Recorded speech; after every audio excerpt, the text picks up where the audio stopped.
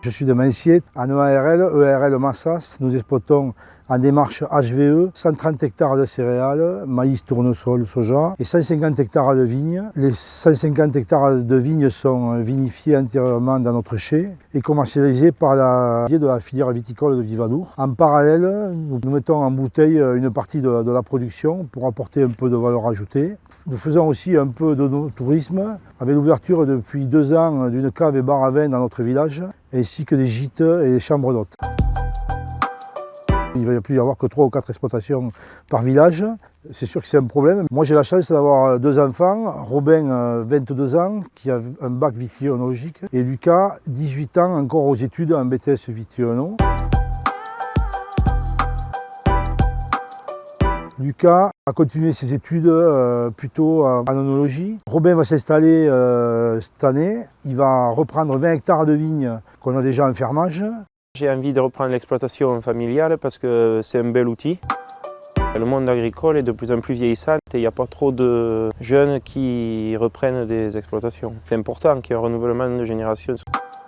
Robin est plutôt passionné par la production et Lucas plutôt la vinification, conditionnement. Ce qui est important pour moi, c'est que chacun trouve sa place pour pérenniser l'exploitation, pour que le jour où je prenne la retraite, ils puissent voler de leurs propres ailes. On a déjà pas mal d'idées, des nouvelles idées oui, sur l'avenir, il y en a pas mal.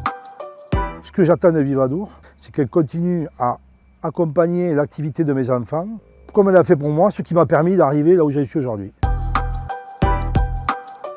Aujourd'hui, on a un problème lié à l'eau et aux aléas climatiques qui ne nous permet pas d'amener notre récolte jusqu'au bout comme on devrait le faire. Le fait de stocker de l'eau, ça nous sécuriserait la production vraiment jusqu'au bout.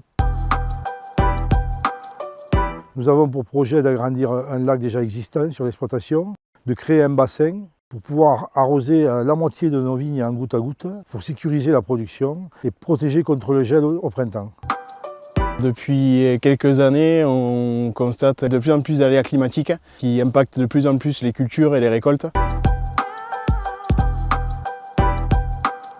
Vivadour a décidé de mettre les fonds et de créer ce service pour aider les adhérents dans leur projet de préservation de cette ressource. Ce que j'attends de Vivadour sur ce projet, c'est un accompagnement technique et réglementaire pour pouvoir amener ce projet jusqu'au bout. Notre but est de faire le lien entre le projet de l'adhérent, de l'agriculteur, les services de l'État instructeurs du dossier réglementaire et tous les organismes économiques, bureaux d'études qui vont intervenir dans la création du dossier réglementaire.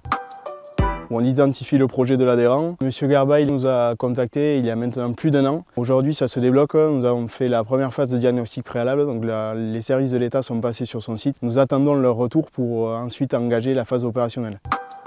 Ambition 2025 pour le projet Eau Vive, c'est renforcer l'accompagnement déjà présent pour les adhérents de la coopérative. C'est aussi mettre en place une phase de diagnostic irrigation auprès des exploitations pour identifier les ressources en eau et la bonne gestion de cette eau, voire l'augmentation et l'amélioration. Un des objectifs majeurs aussi de ce plan, c'est de réduire aussi les délais d'instruction et les délais de projet qui sont aujourd'hui longs et énergivores.